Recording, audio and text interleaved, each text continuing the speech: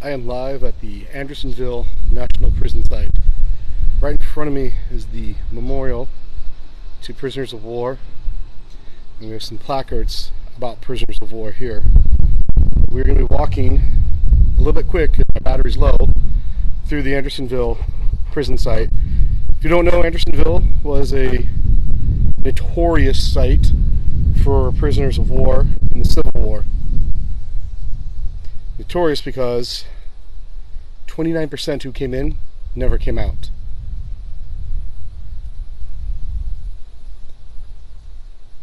So we are going to go to the left, and we're going to walk as much as my battery lets me. If you're just joining, I'm live at the Andersonville National Prison site. It's a now National Historic Monument. There is a national prison I was at earlier, and the National Prisoner of War Museum, which is just right behind me as we walk. So again, the battery's a little low, so I'll get this as long as I can. But if you have questions, put them in the comments. I'll happily answer them as best I can. As you can see, this is where Andersonville Prison was. This is the site, and later I'll be doing a driving tour, so hopefully that'll be a lot of fun. But I just finished walking through the museum, the National Prisoner of War Museum. Now, this whole site is too different. 29% of all Union prisoners who entered Andersonville never walked out. Even scarier was 18% of the guards who went to Andersonville never walked out. Regardless of which side you're on, that is an atrocious casualty rate. It is considered the deadliest site of the Civil War that was not a battlefield. Make sure you hit that like and follow so I can do more content like this. But what you see here are some earthen works. There's the trench and the earthen walls right here. This is where Andersonville would have had its defenses. Obviously some inert cannons from the Civil War era. You can see them here.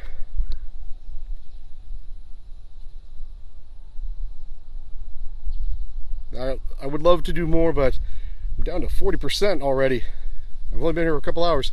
As you can see, we got some turkey vultures flying around too. But this is a recreation of a wall that would have been at Andersonville. It wasn't the most sophisticated thing, but it worked to hold the prisoners in. So like I said, I'm going to be walking throughout whatever they have here.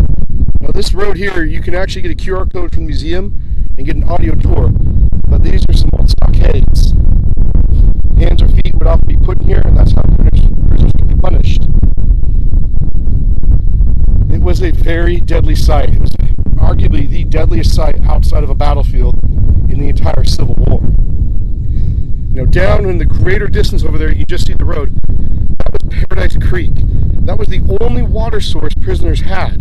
And bottom line was, they would use the upstream part of it for all their cooking and cleaning purposes, and then the downstream part of it would be where they would put all their waste, human or otherwise. If you're just joining, I'm live at the Andersonville prison site near Andersonville, Georgia. It is hot today, but I'm happy to do this so that people can see this site. This is what some of the shacks or shanties that prisoners would have put up. You can see some lean-tos, impromptu pop tents. As you just saw, these objects right here were called pigeon roosts.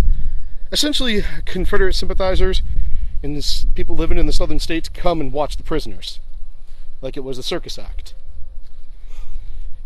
So, hey, if you're just joining, make sure you hit that like, double tap the screen. More likes helps me be encouraged to do more things like this. I'm actually down in Georgia for a historians conference. I came down a day early with the intent that I could come to Andersonville and show everybody this. So we have a geotag right here. But a lot of these, this is what the prisoners would have lived in. Conditions at Andersonville, the word inhumane is often too tame of a word for something like this. Absolutely too tame.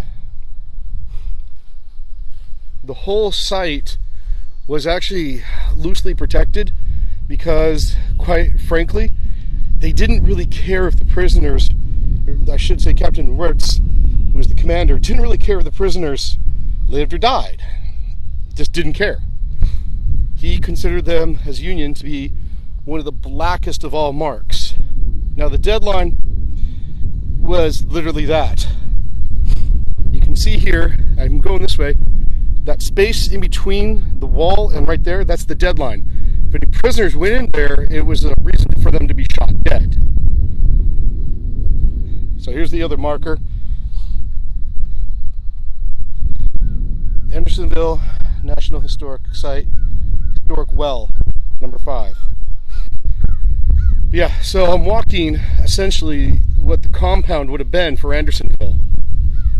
This is really humbling because a few hundred yards that way is, well, right there, that is the National Prisoner of War Museum. Lots of pictures of it, I'll upload a video later.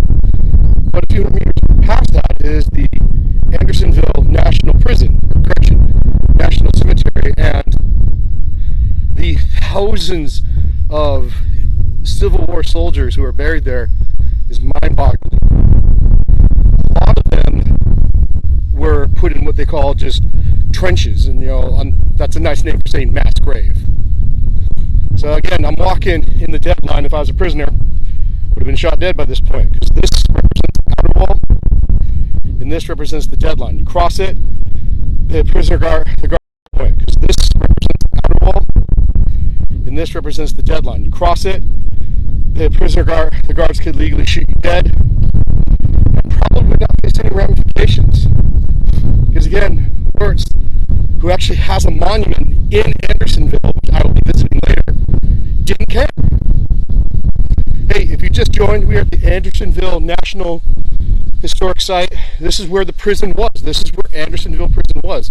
One of the deadliest Civil War sites outside of a battlefield. Make sure you're hitting that like and follow. It really encourages me to keep doing stuff like this. And I plan to keep this live going as long as my phone battery lets me. If you have any questions, please put them in the comments. I'm happy to do it. I apologize if I'm speaking a little loud. I'm doing that because there's a lot of wind down here. But yeah, so there actually was some escape tunnels dug at Andersonville. So there's a lot of stuff that happened here. So we're going back into the deadline here.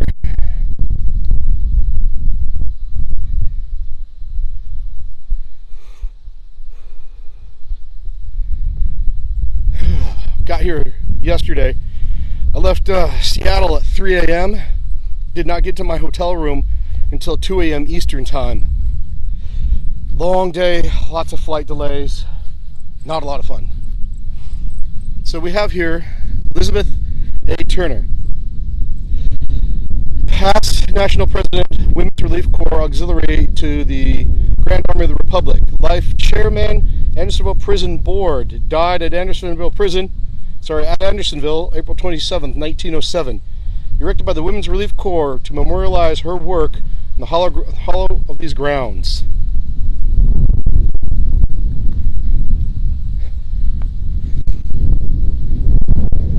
Clara Barton, very important person.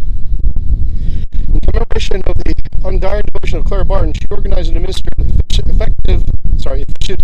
measures for the relief of soldiers on the field and aided the creation and the great work of preservation. The names of more than 12,000 of the brave men who died here at Andersonville. She was very, very instrumental in collecting the names of the Andersonville prisoners.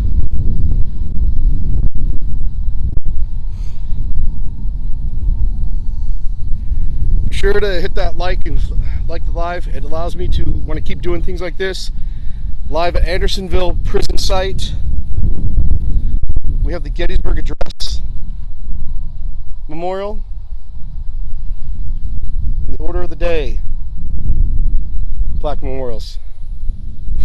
So I'm going to keep walking As you can see, the stakes, I'm in now what would be the big body of, the main body of the prison. You can see over there, that's where we started.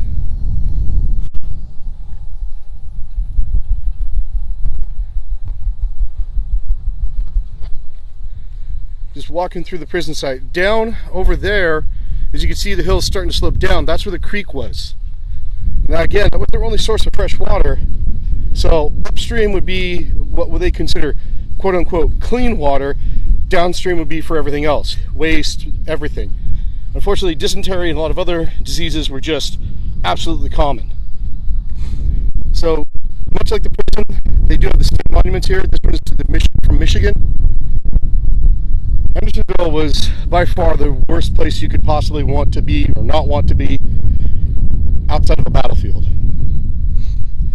Now, I'm not sure if the creek has any water in it today, but you get an idea how big it is because I'm roughly close to the edge of the opposite side of where we started, and Andersonville was just huge, and they just shoved people in there, no questions asked. Death before dishonor was a common moniker or phrase used by the soldiers imprisoned in Andersonville.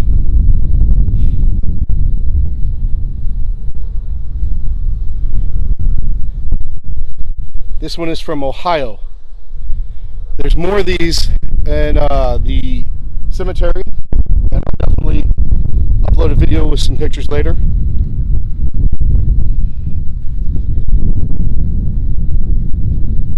So I'm walking down to the rest of the recreation down here a little bit. Thank you all for the likes and the follows. We're live at the Andersonville Historic Prison Site.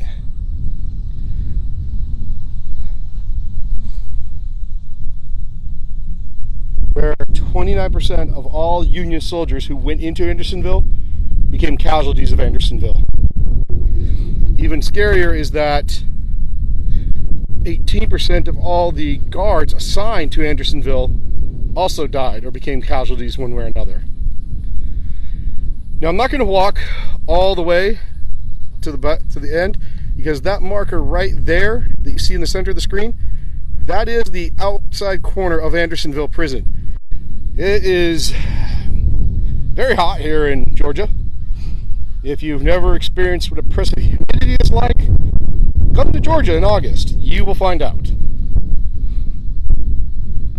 So, hopefully you guys are enjoying this. If you are, hit that like and follow, so it helps me be inspired to keep making more content like this that everybody can enjoy.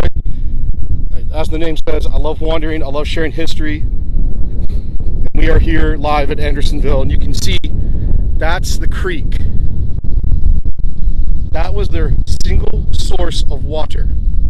Their single source of water. But what you see here is the deadline. Basically, anything past these posts right here, they can be legally shot with no repercussions on the guards. Another small recreation. So we're going to walk back up here and kind of walk the line of the fence. Hey, thank you for the likes. Keep in that, what's up on that screen, keep in the like. We're live at Andersonville. It is, if you don't know what Andersonville is, it was the worst Civil War prison of the entire war. 29% of all prisoners died or were casualties somehow. It is, the cemetery that is not too far away has thousands of Civil War veterans who are dead, rested on this hallowed grounds. It is hard to say how many countless lives were lost, because so many of them are unknown, though they are actively working to discover all of them. And in case you're wondering if Georgia is hot in the summer, it is. Very hot. Part of my weight loss plan, really. Yes, this is Andersonville. I'm at the National Prison Site. Sorry, the Historic Prison Site. Just over there is the National Prisoner of War Museum. And I'm heading to the Massachusetts State Monument. at Andersonville. What you see here is the outer wall was here, the deadline was here, and if a prisoner crossed the deadline, they could be shot with no ramifications from the commander. We actually have a monument in Andersonville, Georgia. It still stands today as far as I know. State monument from Massachusetts.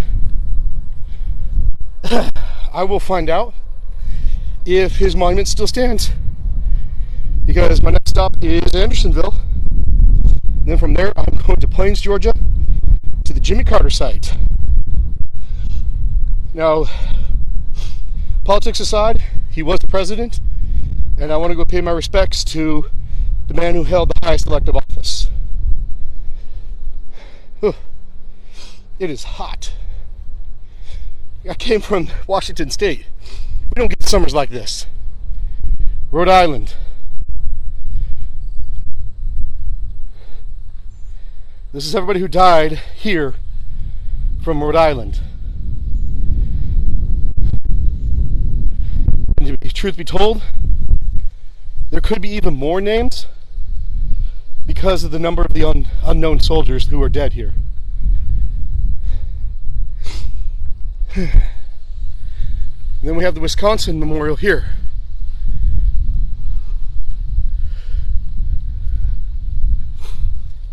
Okay, keep hitting that like for me. Double tap that screen. Really helps me inspired to be finding more places to do content like this. Appreciate everybody tuning in to the monuments of memory.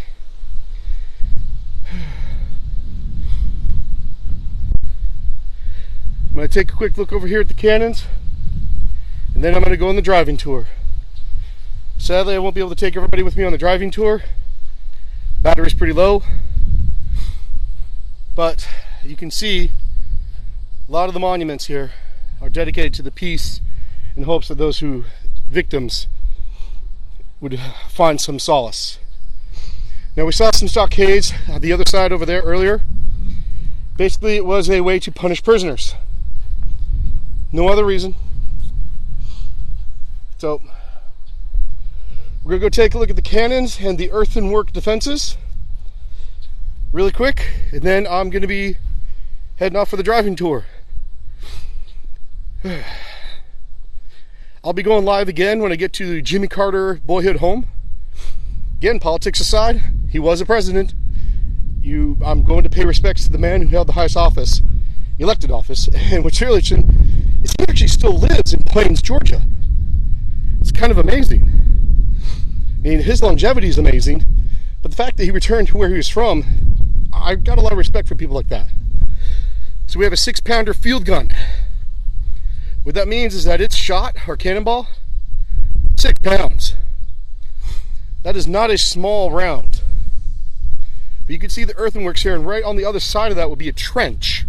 But this is in the star formation that we see a lot of for the Revolutionary War, War of 1812, and even the French Indian Wars. It's considered a very defendable formation.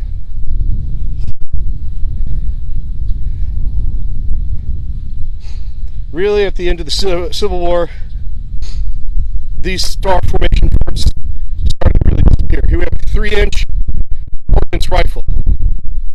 What this means, hopefully they haven't sealed it up so you can see it, is that there's they sealed it up. What that means is there'll be rifling inside of here, making this a little bit more accurate than your average cannon. Not enough to where you could pinpoint things, but enough to where you can make a difference. Alright, so I'm going to walk back to where we started. I appreciate everybody tuning in. Hope you enjoyed the live. Hit that like and follow. I got more great historical content from here.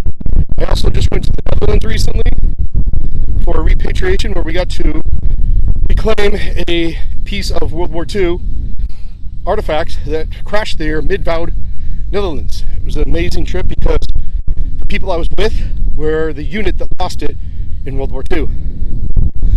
Again, thank you everyone for coming. I hope you have a great day, and if you have a chance, get out to Andersonville or even go to the virtual tours. Happy wandering.